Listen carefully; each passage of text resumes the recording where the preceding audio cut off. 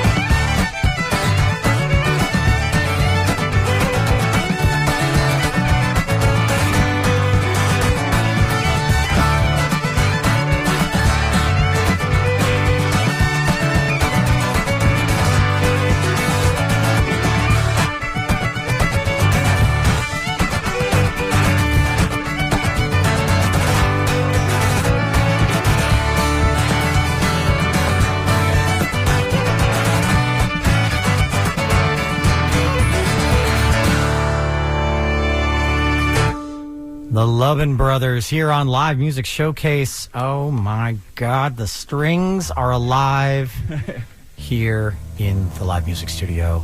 I mean, put it this way, if you're listening right now and you're listening, maybe you're listening online at WMNF.org, which is a very smart way to do it.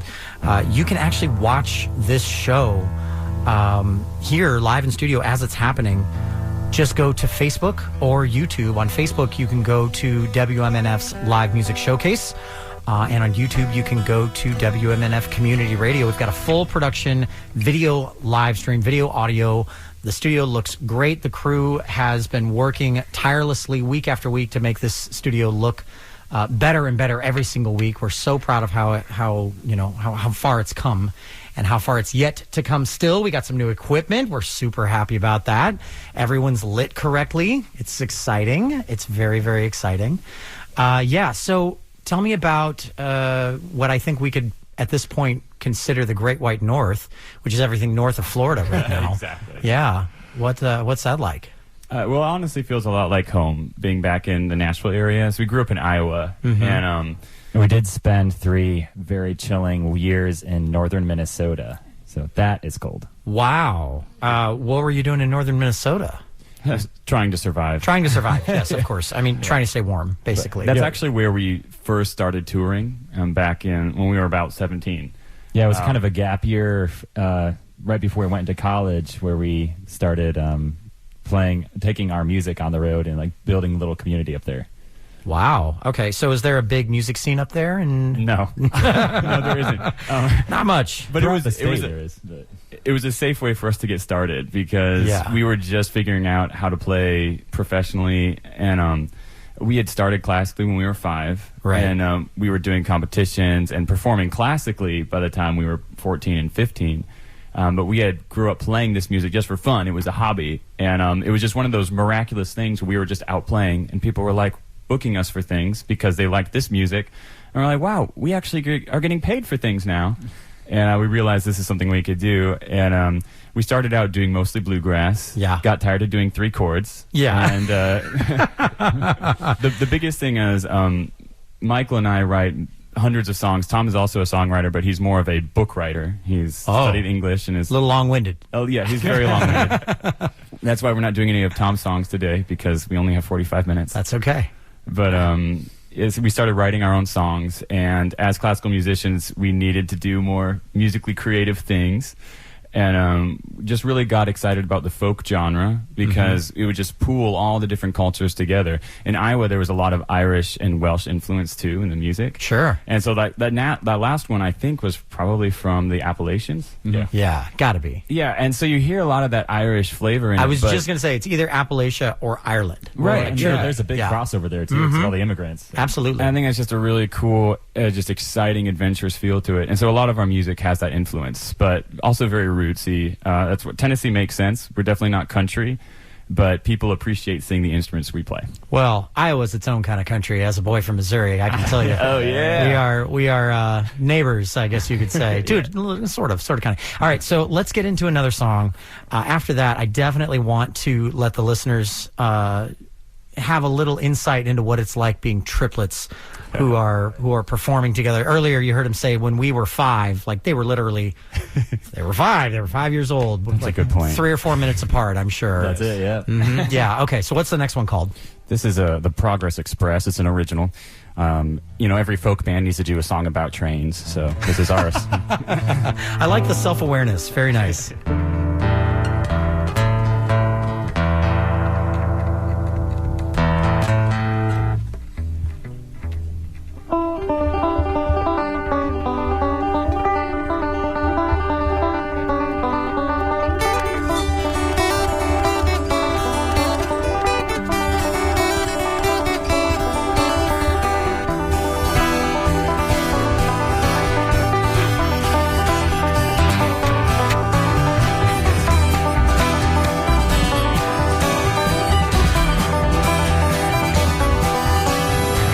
Welcome aboard the Progress Express. We are going too fast to leave regrets. You're the last American. Earth will fit you inside. There's a million cars and there's a billion seats. We are grabbing every living soul off the streets. If they won't come closer, we'll just roll them over in time. Just like the river, just like the rain, just like the miles behind this train. So time keeps rushing on, and it's with you, then it's gone.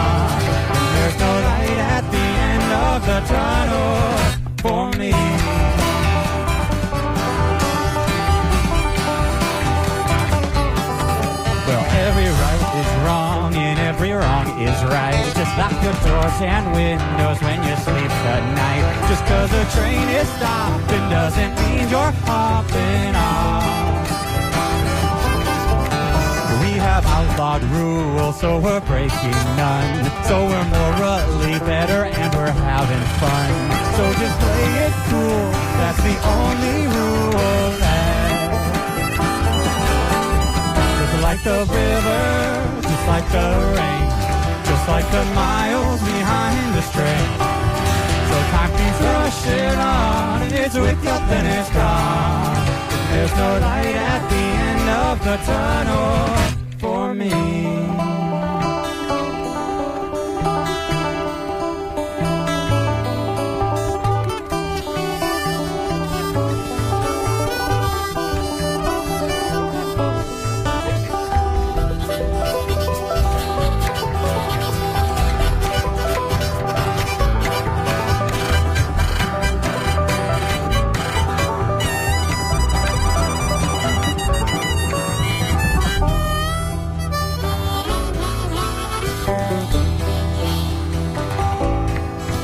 You can buy a house or you can buy a town. You can buy a girlfriend, you can buy a crown. You can buy some justice, the price is just as cheap.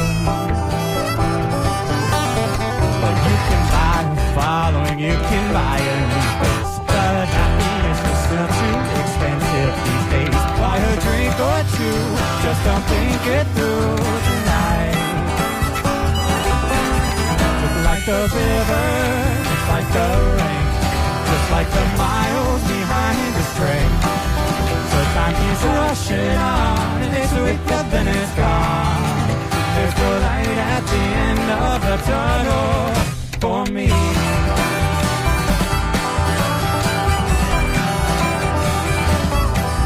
Just like the river, just like the rain, just like the miles behind this train. So time keeps rushing on, it's with the finish line. There's no light at the end of the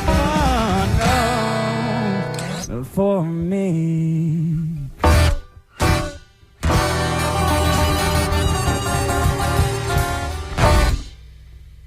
You know what they say, sometimes the light at the end of the tunnel is the next great thing in your life. There we go. And sometimes it's a train. Sometimes. Mm-hmm. And you never really know until you get there. Live Music Showcase. If you're just joining us, welcome. We have the Lovin' Brothers here in studio all the way from Nashville, Tennessee / Iowa and / apparently Northern Michigan for a brief period of time. They are triplets, plus their drummer, Jorge Sebastian. Did I say that right, Jorge?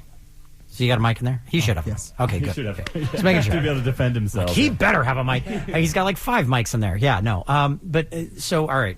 Mark had a great question before the show that I think it's simple, but it's very good because, you know, as triplets, I would imagine, not being one myself, that when you were little, you did a lot of things together. I would even argue, is it possible, like you maybe did most things together? Is that accurate? Yeah, we really did. We got our driver's licenses together. We always were in the same room growing up. I mean, actually, through our first 2 years of college, we're also in the same dorm room. So yeah, it was pretty weird. I mean, but that's one of the reasons we got good at music is because we just always played together since before we even started lessons. Now, was that a competitive thing, or was it?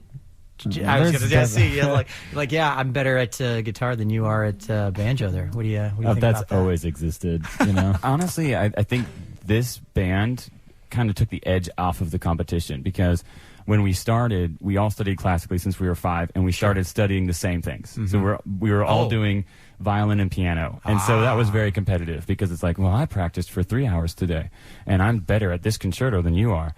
And so that was more competitive. But when we picked up these instruments, they were just complementing each other. It wasn't, oh, I'm better at this instrument than you. Sure. I'm the only one that really does guitar. Mike is the only one that does banjo.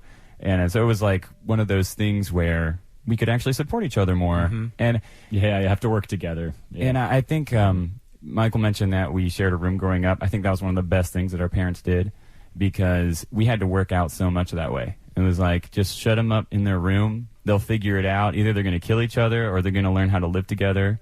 And I think it was those early years of becoming actual friends and not just like tolerating each other. Sure. That helped us do this as a career. So you've accomplished that. You guys you're tight. You're good. Most of the time. Of course. I mean, no one's that tight. Well, that's the crazy thing about being triplets, because even though we were born 2 and 3 minutes apart, we totally have like that firstborn, middle child, and last child personalities. Like Michael's the firstborn. He's arrogant. He doesn't care about people. Okay. Joshua's the visionary young, and I'm the middle triplet. So like my job in life has been to keep them from killing each other.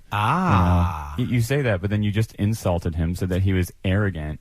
I think his job. I'm helping him be self-aware as well. Being boring and having a mustache and just that's not boring at all. Yeah. So if there was not proof before that they're siblings, there definitely is now. Absolutely. A little comment about the Iowa thing. So we grew up on a goat farm. That's what we did. And Tom was just with the goats a little more than we were. that was the real problem. Well, this is the funniest thing too, because without actually knowing that you guys are triplets, you all have your own physical identity. You all, one's we got a mustache, we've got a what do they call it? Stubble, a sort of beard, with long hair. Beard. Well, thank you. I can say that because that's the beard I keep when I'm not being lazy and I just let it grow out. That's what I got going. And then the clean cut guy over here on the far end, and it's I would suspect it may be kind of a reflection of your internal differences as well. Yeah, I think it definitely is. Yeah.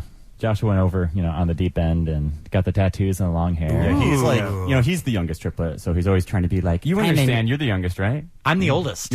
I am. You're the youngest. That's who. Okay. There has to be some solidarity for me in here. Well, he's always tried to be like an independent person, like feel like he's unique, but he's not. He's 1/3 of a human. He's 1/3. Okay. So now. Okay. All right. You know what? I actually really love to talk about this dynamic because I find it very interesting. All of that. But let's get into another song first. Can we do that? What's the next one called? This next one is the title track of our most recent album, Wonder. And I actually wrote this, talking about the whole growing up together, playing music together thing is really connected because the three of us are very distinct from the rest of our family in Iowa. They're all farmers, and just a long tradition of living right in that rural area of Iowa. And then the three of us just had this bug that we had to play music. We're playing all the time. And it was a passion for us. Writing and performing together became so serious, and we started to make a living doing it. And it was funny because we were actually on tour, and I was just thinking about the next show, and I was just not excited for it. And it was just this moment of realization for me, like, if I'm up here and I'm doing this and I'm not excited and I'm not passionate, then I could be doing anything else. It'd be so much easier to make a living doing something else. And as a result, I wrote this song because I needed to get the wonder and the passion back that made me do this in the first place. This is Wonder.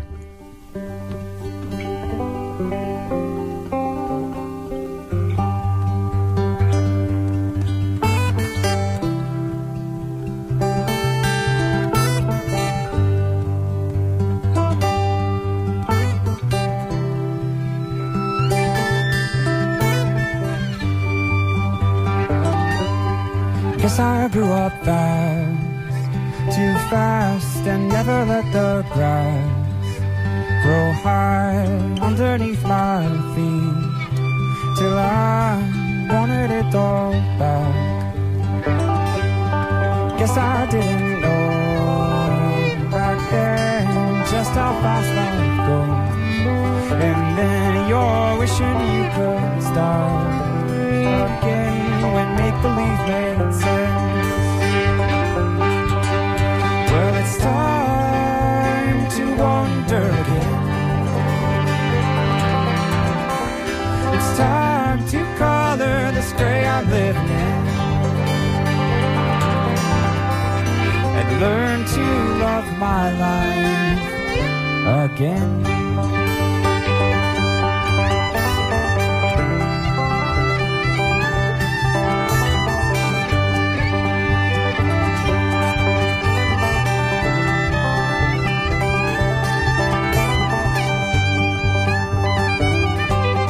Mama says I grew up fast, at last I know she's right. But I figure if I try, this time the clock can turn on back. 'Cause I didn't know life goes. And then you're wishing you could start again when living free made sense. Well, it's time to wander again. It's time to color this gray I'm living in, and learn to love my life again. Well, it's time to wander again. Oh, it's time to color this gray I've lived in. And learn to love my life again.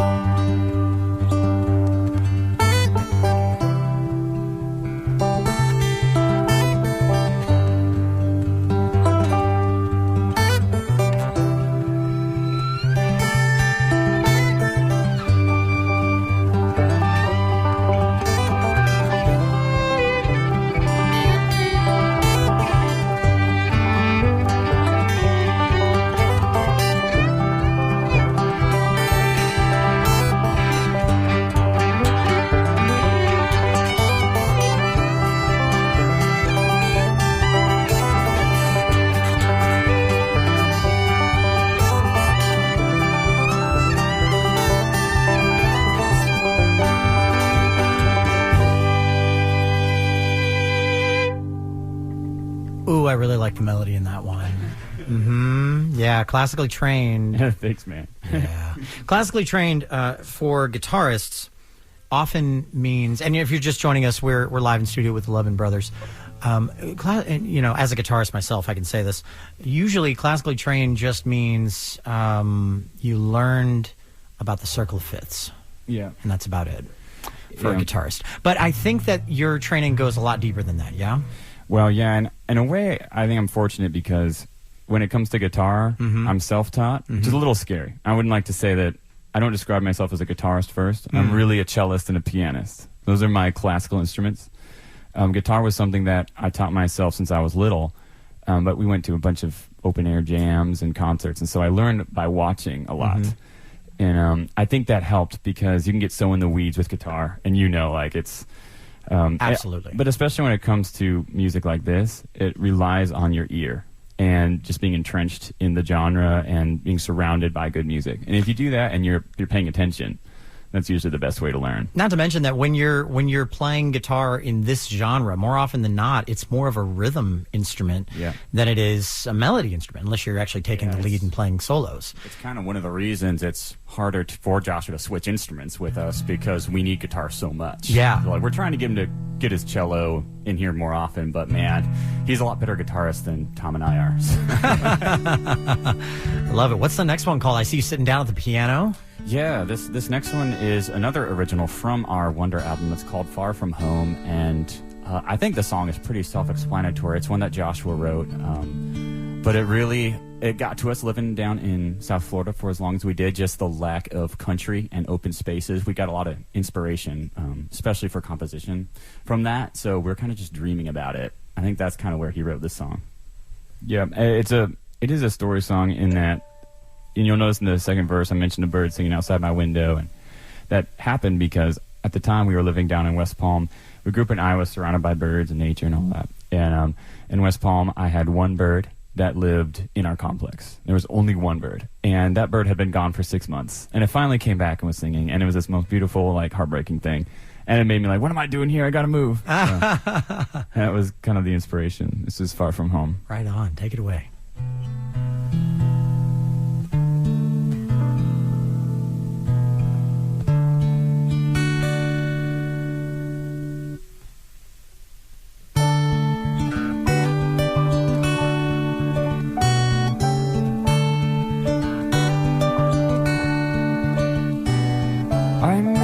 The mountain air, early mornings, and you were there, lost in the sunrise mist.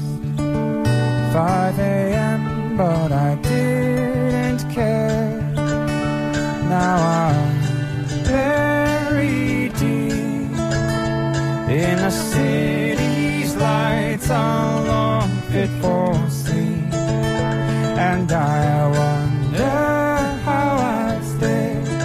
So far from mountains and rivers, the quiet and calm, and made the fall far from home.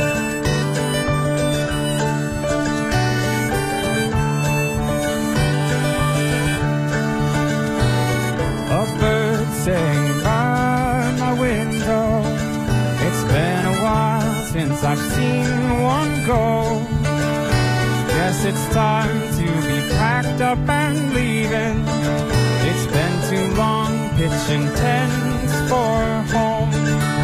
Too long, very deep in the city's lights, a long fitful scene. And I wonder how I stay so far from mountains and rivers, the quiet and calm, made the fall far from home. Tomorrow morning I'll be in Carolina. Tomorrow night I'll be outside your door. Spent years chasing dreams, chasing shadows. Been searching, don't matter what for.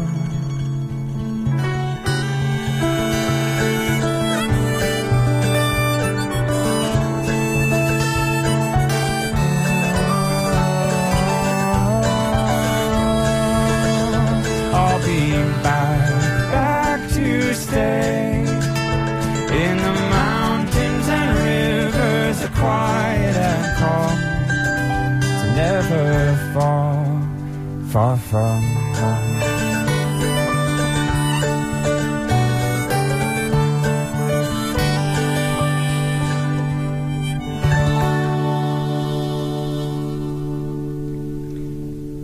Brothers here on Live Music Showcase. Yeah, that's gorgeous. Okay, so on the geographic list of places where you all have resided, we have starting point in Iowa, and then Michigan. It was actually Minnesota. I'm sorry, Minnesota. What did I say? We lived Minnesota. several other places first because our dad moved us around a lot. He was in a niche business position and he was getting jobs everywhere. So we got to see a lot of the parts of the country we'd later play in too, which was. And I think that's one reason we stuck together so much is because we had to be our own core friends, because we couldn't take other friends with us. That makes perfect sense. It's actually really, I think, a special thing for us. Yeah. Yeah. I mean, it's kind of like we said before the show. I mean, at the end of the day, if you're brothers in a band, your brothers in a band on tour, your brothers in a band on tour who haven't killed each other yet. Something's got to be going right. Yeah, at this point. Like, there are layers of things that could go wrong that haven't, which is very cool. At the end of the day, when the dynamic works, it just works. Yeah. And the other thing I want to say is I never hear harmonies sound as good as when they are done with siblings. Yeah. Siblings always have the best harmonies because you guys grew up singing together, right? Amen to that. Yeah. Well, no, they all very clearly have different voices. Well, thank you. Similar ranges, but not the same voices. We played that on our mom once. It was like, does she really know our voices apart? And we went in a different room and I closed the door and we each took turns talking to her. She actually did mess it up a couple times. Yeah. It was when we were teenagers and all had like hormonal Oh, well then in that case that doesn't count. It's like a voice distorter at the end of the day. Yeah. All right, so real quick before we keep going, to all the listeners at home, just to let you know, we are at the halfway point of the show, and the halfway point of the show is our AMA, Ask Musicians Anything segment. It is your chance to call. They're just finding out about this now. It's your chance to call in with any questions or comments that you might have for the Lovin' Brothers. 813-239-9663. Our board op, Charlie, will take your questions. He'll send them over here to me. I will ask those questions at the end of the show, no matter what they are. If they're weird, they're getting asked. Let's do it. Love the weirdest, the weirdest of the weird. And, I actually started mentioning it earlier, but then we got kind of sidetracked. Mark had a great question. The question was, of the three of you, who picked up an instrument first? Oh, gosh. Wow. I kind of feel like we all did it at the same time. Same time. Kind of a triplet thing. That being said, my earliest memory is actually we had this weird toy organ thing, in a room, and I remember playing a song I had heard at church by ear when I was 3. And that was my first memory. But there's some family videos of us like walking around with instruments when we were like toddlers, so who knows. Wow. Yeah, I don't thank my parents again for that because they let us have instruments in our hands at those ages. They were like, a lot of parents are like, yeah, I love that he's interested in drums. I just don't have any hearing in my left ear anymore. Yeah. Oddly enough, times 3. Yeah. Yeah, there were no drums in our house. So right, yeah, bluegrass. Well, that's where Jorge comes in. I don't know if you like to be able to play along with our music with all its weird classical eccentricity. Have to be a complete animal. Jorge is such an exceptional drummer. Yeah, and we keep him in a little box all by himself. That's where we keep drummers on this show. Yeah, and I think he prefers that because he's safer that way. And I always think it's so funny. It's so difficult for anyone to join the 3 of us. Like, we've been doing this together our entire lives. We don't cue each other anymore. We just do everything together. And then a drummer just has to like, oh, okay, so everything is just changing and weird and classical and whatever. So good off the cuff. And he reads every little cue I give him. I actually direct theater, and he's played in my orchestras on orchestral percussion, and while I'm playing piano, and the only cues I give him are like eyebrows or a head nod every so often. And he's got it. I like twitch an eyebrow, and he's like, "Okay, we're gonna repeat the chorus. Let's go." That's where the hair comes in. Yeah, the hair is for Jorge. Yeah. If I see it move in time, I know where I'm at. But you can't watch Joshua's feet. I don't know if you noticed, he never taps in time. Oh, I did that for a long time. I was like that. I know a lot of guitarists that are like that. Well, okay, thank you. So guitarists are just you're not no. It's more complex, and the average musician brain might not understand this. But for guitarists such as me, I don't understand. And myself, and yep. yourself. Yep, I'll cast myself into that troop. Yourself. We tap our feet in because we're doing very complex patterns on the guitar, and so we're helping ourselves with the syncopations. That's funny because like other musicians would just think that you don't know how to keep time. For me, I do it because I'm nervous. So it's less of a tap and more of a twitch. I'm like, oh God, what's the next verse of this song? As I'm singing the first verse of the song, and then you get to the next verse, and it's second verse, same as the first. That always works. That's the way to get out of it. All right, so let's hear the next song, and then after this one, I want to talk to Jorge just a little bit about what it's like to be the drummer in the band of Triplets. The dirty secrets. Yeah, nice, absolutely. Jorge. Yeah, okay. Not too nice. We'll see. All right, what's this next one called? This next one is called Hold On, and it is an original. This is one I wrote, and one of the reasons we're here is we're doing these concerts with the Key Chorale. We're collaborating with them, and it's a storyteller's theme, and that's something we love to do in our songwriting is tell stories. And so this is kind of narrative driven. We are big into theater, so that has a part to do with it, but really it's a very personal story for me, and it's really connected with audiences across the country we've played, and that's one of our favorite things to do, creating community through our songwriting. So this is Hold On.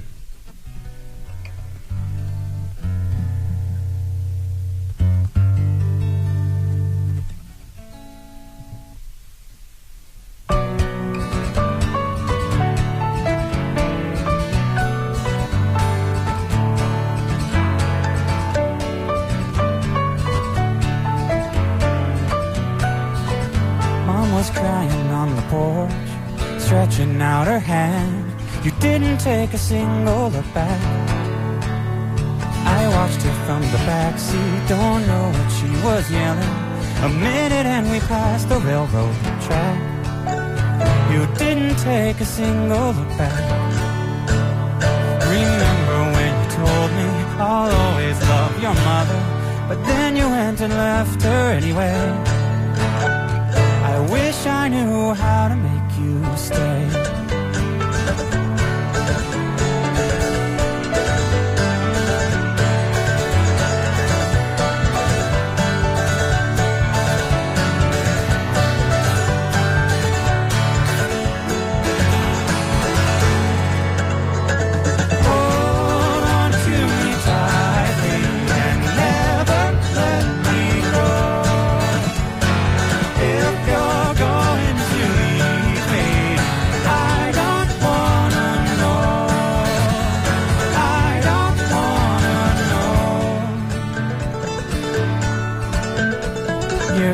like a window sickness came and took him with it.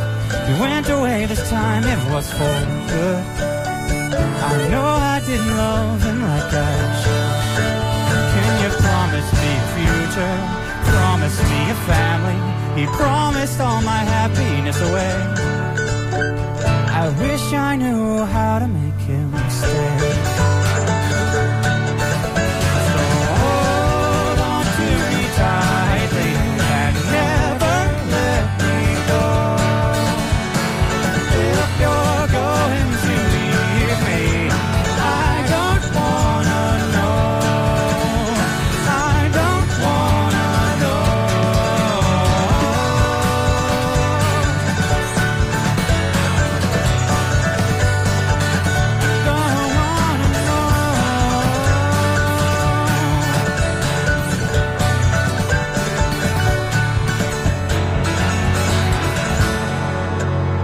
Well, loving isn't easy, but nothing good comes easy. And darling, you are worth it anyway. You'll never have to beg me to stay. 'Cause I'll hold on to you tightly. I'll never let you go. Even if the world goes crazy, you'll never be alone. You'll never be alone. You'll never be alone.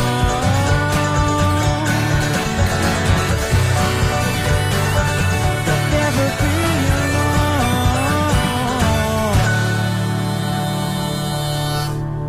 Little Lubin Brothers here on Live Music Showcase. You will never be alone.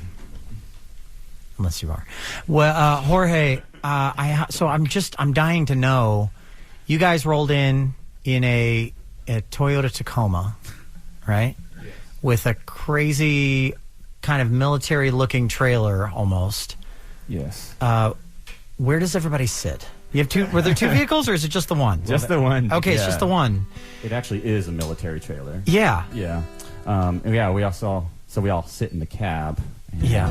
it gets a little tight. Except there's Tom likes to just stand on the top of the trailer when we go. Yeah, that makes sense. Well, I get to cuddle Josh a little bit more that way. There you go. All right, so that kicks off my line of questioning perfectly. Jorge, how is your relationship with the band since being on tour with them?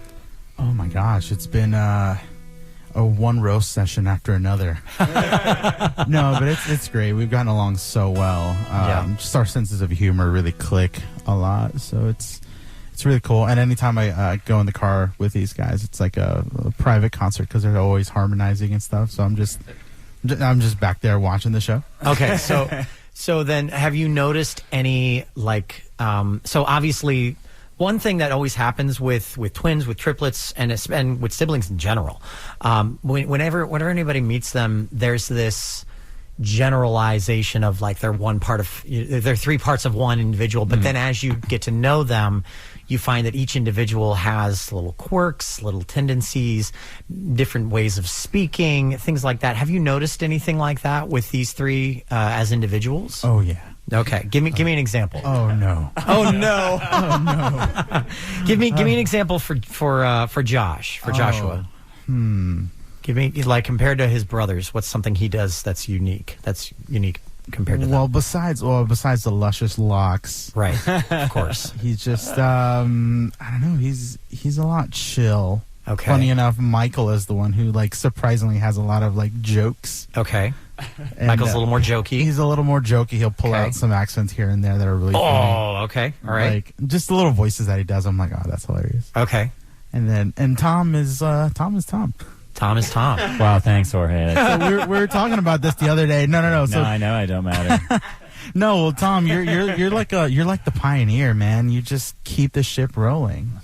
Appreciate that. Yeah. No, Tom's hilarious too. Tom's so awesome. I love Tom. I love it. All right. So if you're just joining us, we're live in studio with the Lubin Brothers here on Live Music Showcase. They are on tour right now. They're touring. How long have you been on tour? How long have you guys been on the road? That's like Just a week, really. Just a week. Okay. Yeah. And we what's like the to run? keep them short. Well, this was our opportunity to connect with our Florida fans we left last, several months ago. Mm-hmm. So we were in Jacksonville and Pensacola, and now we've been in Sarasota with the Key. We're playing with the Key Corral this weekend, Saturday and Sunday. Yeah. Which we're super excited about. And then we'll be in the West Palm Beach area for a few shows, and then we're up to the Nashville area again. Very cool. And I mean, I know Tampanians wouldn't necessarily know whether or not there is much of a bluegrass Americana scene in West Palm Beach, of all places, but is there? There isn't, and that's one reason why we were based there, is because we were just the one oddball band that decided to stay. And we have, with our classical roots, we could play, like museums and fine art centers when other bluegrass bands, it wouldn't have made sense, or like bluegrass ensembled band. Yeah, please don't call us a bluegrass band. I just was talking about the format. Yes, we distance ourselves from that. Although we still play a few of those numbers. Thank you. There's elements of it, obviously, but you're clearly not. Yeah, but the next song that we have on our set list, the choir joins us for this one. So it's very melodic. It's very storytelling. Yeah, it's storytelling based, and hearing this huge whoosh of sound behind us from these amazing singers, that's been one of the highlights for sure. It's probably logistically one of the more difficult things to record, too. Yeah. Yeah, our goal is to record a few of those numbers at some point. We'll find a way, because it's just really awesome. I love it. All right, let's dive into the next song. Just a quick bit of context on this one. Yeah, please.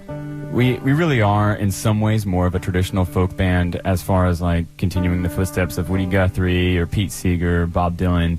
One thing that Woody Guthrie would say is, a folk song is what's wrong and how to fix it. And that was something that Michael and I, we co-wrote this song, but it was actually while the three of us were doing a musical. We were the band for Woody Guthrie's American Song at Palm Beach Dramaworks. And while we were doing that show, we just felt kind of burdened to write our own song about a current event. And it was shortly after the shooting at Mother Emanuel in Charleston back in 2015. Wow, yeah. And it was a horrible thing. It should have never happened. But we get so calloused to hearing the news these days, and we wanted to draw attention to it, not just because it was something that we know that if we forget history, we're bound to repeat it. So that's part of the job of the folk band. But also to commemorate the incredible act of forgiveness that these people at Mother Emanuel did. It was just a phenomenal thing. They were even told by the media that, it was wrong for you to forgive the shooter. And they knew that. I mean, it was not deserved, and that is the whole point of forgiveness. And that's something we wanted to put a spotlight on. So this is the Charleston Massacre.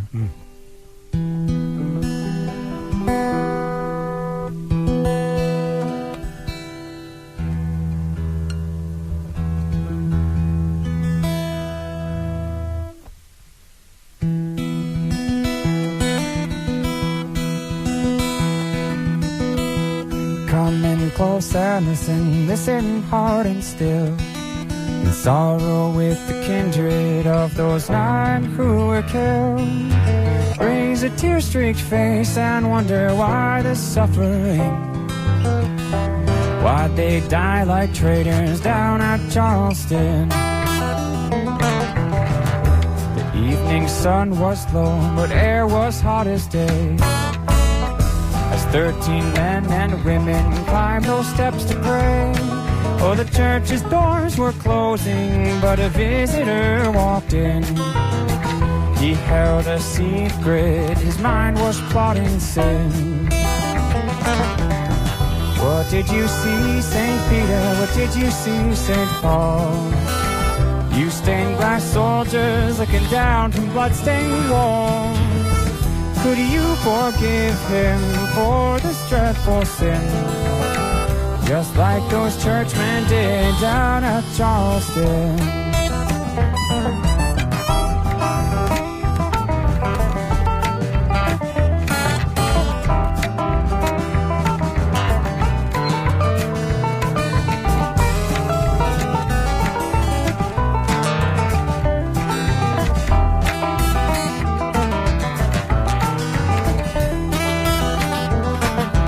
Welcomed him with open arms, and they showed him to a seat. They opened up their Bibles and they got down on their knees.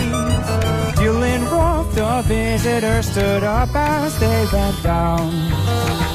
And drew a gun before the group could make a sound. I have to do it, said the gunman without shame. I'll give you something real to pray about, he raved. He looked around the frozen room, his cold face warped with hate. And let the devil do his fill as he took aim. What did you see, St. Peter? What did you see, St. Paul? You stained glass soldiers looking down from blood-stained walls. Could you forgive him for this dreadful sin? Just like those churchmen did down at Charleston.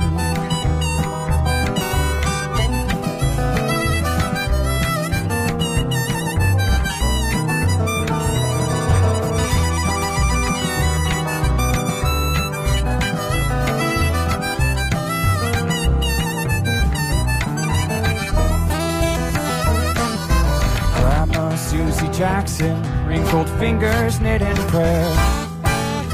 She cried to heaven as a bullet split the air.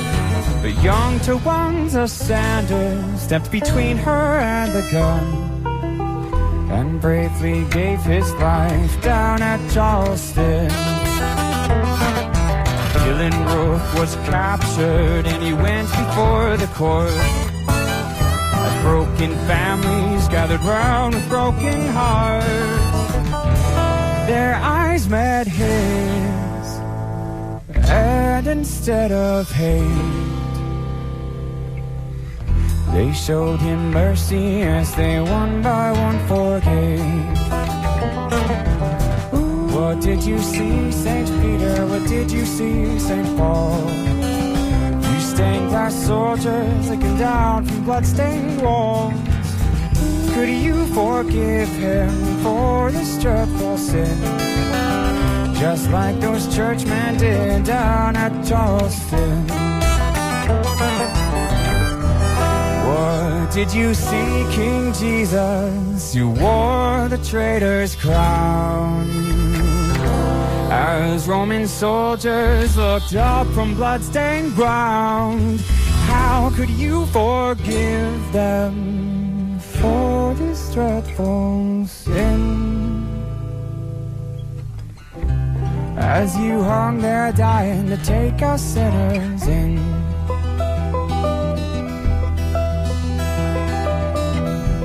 Come in closer, listen hard and still. Sorrow with the kindred of the guiltless who were killed. Oh, raise a two-street face and wonder how can they forgive? Can love repair the past and make a dead soul live?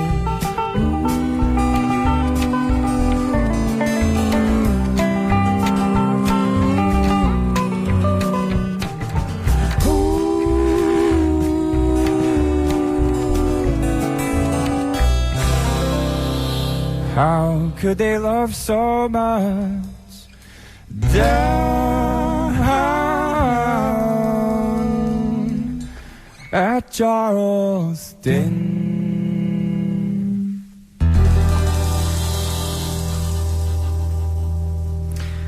I love it. It's gorgeous. The chord progression in particular. It's sinister almost. Yeah, it definitely wants to have that haunting feel. You'll understand this as also a classical person, but a lot of our songs have natural word painting, and so that progression is just a constant, slow descent. Mm-hmm. And so it's the idea of them, these stained glass images, just looking down, unable to do anything about it. Yeah. What a lot of people don't realize about especially classical composition is that it very intentionally has kind of a science to the way that the chords, not only the chords themselves are formed, but the way that they are grouped to create a specific emotive response. And then you take that and you compile that with lyrics that are enhanced by that, and now you've got a real story to tell. It's very cool. Very cool to see it in practice. Or hear it in practice, I guess she'd say. All right, so if you're just joining us, we are here in studio with the Lovin' Brothers on Live Music Showcase. We are nearing the end of the show. We're very close to the end of the show, actually. I think you have 2 songs left that you sent us. We probably only have time for one, if we can get away with it. Can we do that? Yeah. So, well, then it would be wrong of us to not use the accordion because it's been sitting here the whole time. I've been waiting for it. Yeah. I've seen it over there in the case. Just very excited personally. We normally pull it out right at the end so nobody asks for another song. Yeah. I love it. All right. So here's the... Oh, okay. Well, I'll do the... Well, yeah. Okay. So... in the meantime, while they're getting the accordion set up, it's a good time to give credit where credit is due. This show doesn't happen without a team of wonderful volunteers who work behind the scenes tirelessly to make sure that it looks and sounds as good as it does. Sound mixer Mark Perfetti, audio assistant Pam Robinson, video director is Ed Lehman, our camera operators are Lisa Reuter, Charles Holsopple, and Marcy Connors. Our board op is Charlie Cushing. I'm your host, Ken Apperson, and this is Live Music Showcase every Friday at 2 p.m. after the news headlines. Coming up after Live Music Showcase every Friday, we have the Rhythm Revival with Reverend Billy C. Wirtz. It's a crazy good show, super good. If you're into the classic American music of all kinds, blues, boogie woogie, I mean everything truly, and stories behind that music as well, that's definitely a show for you. And to all of Reverend Billy's listeners who are tuning in now, waiting for that show to start, thanks for tuning in. we love for you to tune into our show every week as well. All right, so we have one song left. Yes. What is it? We want to save something that's really relevant for everybody. So this is Music for a Found Harmonium, which everyone is aware of, I'm sure. All the young kids are dancing to. And we just wanted to really bridge all the gaps of modern music by throwing in Take Your Choice and Jackson as well. So, those showstoppers all in one song. So here we go. Love it. And this is Jeanette, the only female member of the band. She's gorgeous. She is gorgeous.